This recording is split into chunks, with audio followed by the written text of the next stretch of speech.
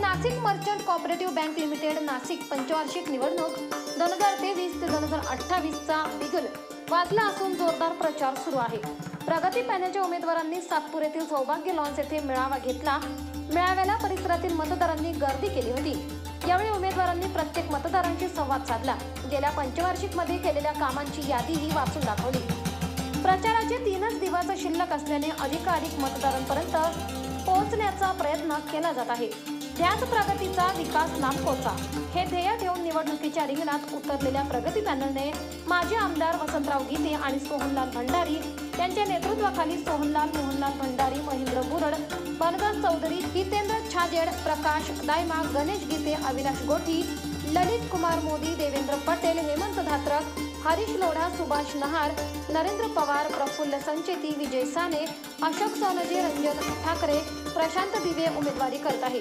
येत्या 24 डिसेंबरला रविवारी सकाळी 8 ते 5 वाजेपर्यंत मतदान प्रक्रिया पार पडणार असून प्रगती पॅनलच्या सर्व उमेदवारांना जीप गाडी या निशाणीवर शिक्का मारून प्रचंड बहुमताने विजय करण्याचं आवाहन करण्यात आले। जीवन रायते, राष्ट्रवादी काँग्रेस पार्टी सातपूर विभागाचा अध्यक्ष व मर्चंट बँकेचा सभासद।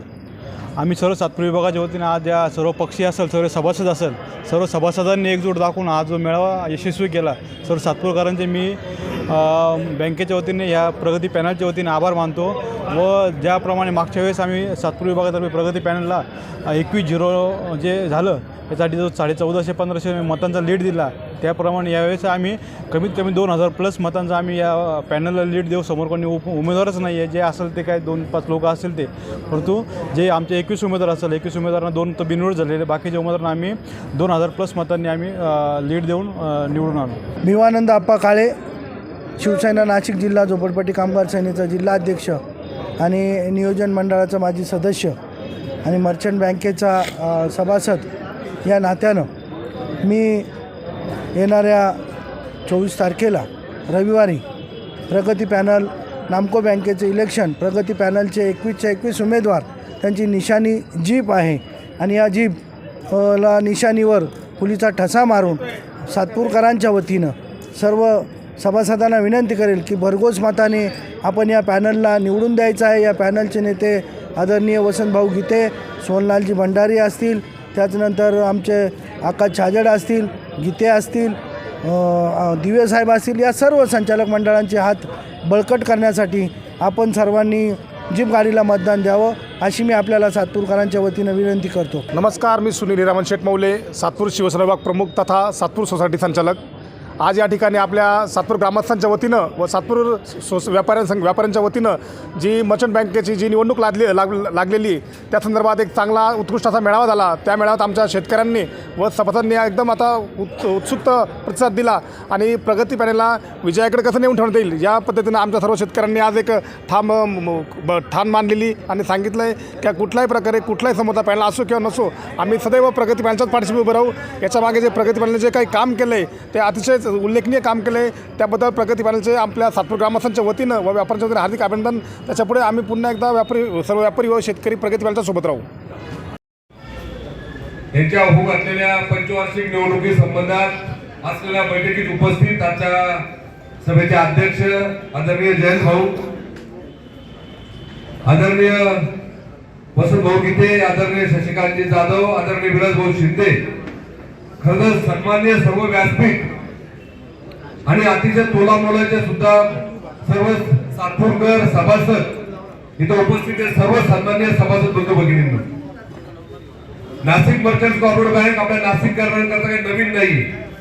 1959 साली स्थापन झालेली बँक रायवार पेठेत, त्याचं नेतृत्व स्वर्गीय हुकुमचंदजी बागमार मामासाहेबांनी 1975 ते 2014 40 वर्ष त्यांनी नेतृत्व बँकेचं केलं आणि 1 कोटीची बँक ते 1400-1500 कोटीपर्यंत घेऊन गेली आणि आपल्या नाशिकच्या जडणघडणीमध्ये सिंहाचा वाटा, एक अर्थवाहिनी असलेली आपली बँक, त्याचा वटवृक्ष होताना आपण सर्वांनी बघितलेलं आहे।